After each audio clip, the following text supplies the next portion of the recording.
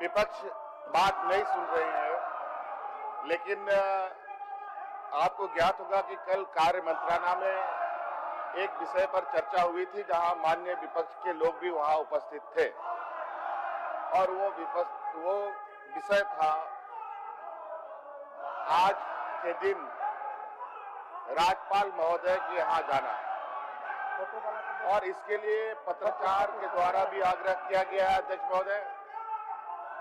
और ये विषय था अध्यक्ष महोदय, वर्तमान समय में जो उच्च न्यायालय के द्वारा जो नियोजन नीति रद्द की गई है उसके संदर्भ में राज्य के को रोजगार कैसे उपलब्ध हो, मान्य सदस्य सुनिए तो, इसके लिए सुनिए ना, बच्चे सरकार काफी गंभीर है अध्यक्ष महोदय। और अध्यक्ष महोदय मैं बता देना चाहता हूं कि देश के अंदर राज गठन होने के बाद ये पहली बार नियोजन नीति रद्द नहीं हुई है। राज गठन होने के बाद ये तीसरी बार नियोजन नीति रद्द हुई है अध्यक्ष महोदय। इससे पहले भी माननीय रघुवर दास जी के द्वारा बनाई गई नीति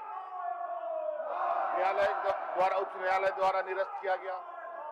अभी अध्यक्ष महोदय विपक्ष के प्रदेश अध्यक्ष कह रहे हैं कि तत्कालीन सरकार के नियोजन नीति को हम लोगों ने रद्द किया है, लेकिन ये बिल्कुल गलत है अध्यक्ष महोदय। हमने उनके इस विषय को रद्द नहीं किया है और अध्यक्ष महोदय 3 बार कार्यपालिका के द्वारा जो नीतियां बनी वो नीतियां बराबर उच्च न्यायालय के द्वारा खारिज हो रहा है। और अध्यक्ष महोदय बड़ा दुर्भाग्य की बात है, उस उच्च न्यायालय में जो कंप्लेनेंट है अध्यक्ष महोदय, उसमें एक आदिवासी युवक को आगे करता है और उसमें 20 लोग पिटिशनर होते हैं, जो 19 के 19 लोग यूपी बिहार के लोग हैं अध्यक्ष महोदय, दूसरे राज्यों के। बड़ा दुर्भाग्य की अध्यक्ष महोदय कि झारखंड प्रदेश के नियोजन नीति का तकलीफ दूसरे राज्य के लोगों को है, इस राज्य के लोगों को नहीं है। ये कहीं ना कहीं एक बहुत बड़ा षड्यंत्र है अध्यक्ष महोदय, और इसी के लिए राज्य में नियोजन नीति को और प्रोटेक्शन देने के लिए सरकार की ये मंशा है।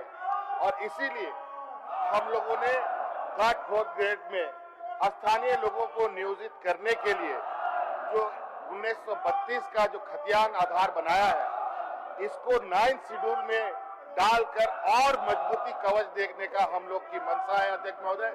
और इसको लेकर हम आज पूरे सदन के साथियों से कहना चाहेंगे कि आज इस राज्य की भावना के साथ हम लोगों को आगे बढ़ना चाहिए।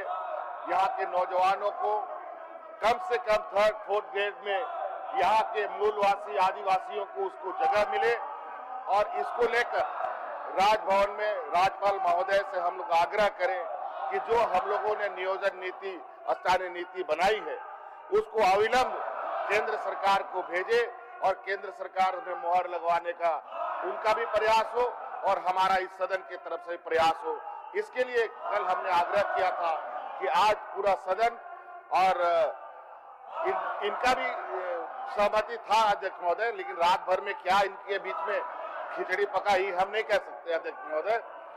और इसलिए पुनः हम आग्रह करना चाहेंगे, चूंकि आप लोगों ने 1932 का समर्थन किया है, ओबीसी का समर्थन किया है, इसको लेकर हमें पुनः सब मिल करके राजभवन में जाकर के इन चीजों पर मुहर लगाना चाहिए और इस राज्य के वजूद को बचाने का काम करना चाहिए अध्यक्ष महोदय।